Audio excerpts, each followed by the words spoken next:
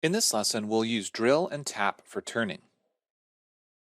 After completing this lesson, you'll be able to create a drilling cycle and create a rigid tapping cycle. In Fusion 360, we want to get started with the dataset drill and tap.f3d. We should be in the manufacturer workspace with the unit set to inch. Notice that we already have a setup with stock and we need to simply create some operations to drill and tap this part. I'm going to get started by doing some standard operations such as turning face. We need to select a tool, and I'm going to go into my Fusion 360 library. I'm going to take a look at turning general, and I'm going to grab the second tool in the list, making sure that the orientation is correct. I'm going to say OK, allowing it to face the end, and then I'm going to use that same tool for a profile roughing operation. I'm going to use all of the default settings and say OK, allowing it to create my toolpath.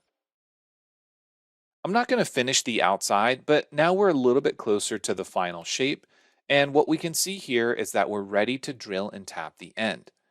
What I want to talk about is ways in which we can use drilling and tapping that can be used on a turning machine. So in this instance, what we're going to do is we're going to select drill. And rather than create pre-drill toolpaths, I'm going to just go ahead and go right to the correct diameter of this hole. Now, obviously, depending on the material and the type of drill that you're using, you would likely want to come in and clear out a little bit of material first. But again, in this example, we're just going to take a look at how we're going to create this. We're going to be using a 27/64 drill, which is already inside of our document.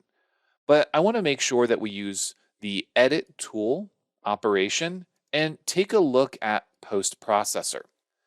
This has what we call a live tool. When it has the live tool option, what this means is that it can be used in a CNC lathe that has live tooling. Now, in this case, the chuck on this is wrong, but what we're really interested in is creating this drilling operation coming from the Z axis. So you'll notice that the tool orientation is already correct. It's already based on the rotation axis of our machine. So all we really need to do is we need to tell it where it's drilling, specifically the heights. We can use the geometry to select the inside of the hole. And in this part, it actually goes all the way through. The next thing that we want to do is we want to set our heights, which looks very similar to how it would when we're dealing with milling. We can turn on drill tip through bottom, and based on the drill parameters, it'll come all the way through. We might also want a positive breakthrough depth, and in this case, I'm going to set it to positive zero point 0.1.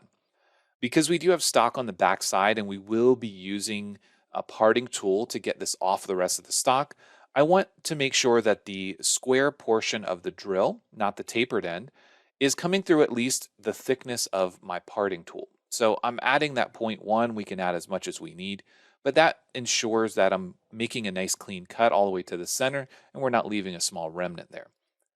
The next thing that we want to take a look at is the drilling cycle.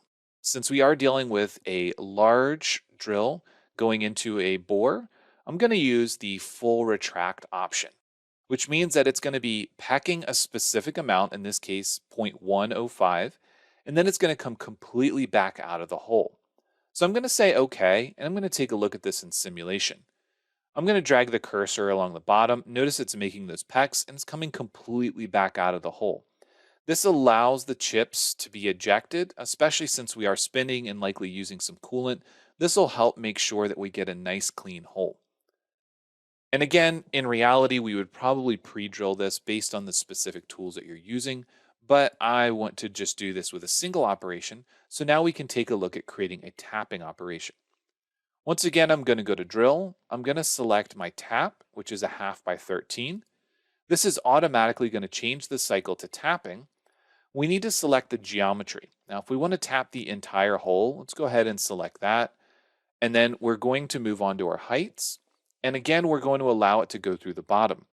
When we use drill tip through the bottom on a tap, it doesn't really change anything because the end of the tap is not tapered. So what we need to do is we need to use the offset, but it's going to be a negative value. So I'm going to set it to negative zero point 0.1 inch. That allows me to extend through the bottom at least a single thread, and then it'll retract from there.